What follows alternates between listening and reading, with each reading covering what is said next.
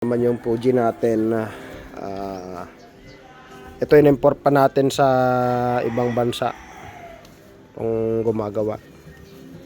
Ito naman ang valve niya, kakaiba naman to. Ito yung in. Ito yung in pala, in. Ito yung out. So lininis natin din yan kasi siyempre sa Japan talagang ano din siya. Ito, okay na siya. Tapos linabhan din natin itong ano niya. Ito.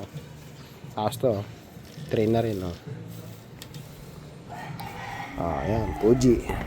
Patayin nga yung piston niya. Yan, linilinis. Apat ang piston nito. 1, 2, 3, 4. Yan. Ito yung details. Yan, 10 horsepower.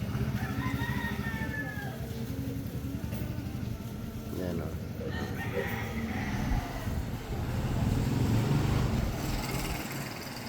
Yan. So bago ibenta, linisin muna para gagamitin na lang. Ito yung pinaka head.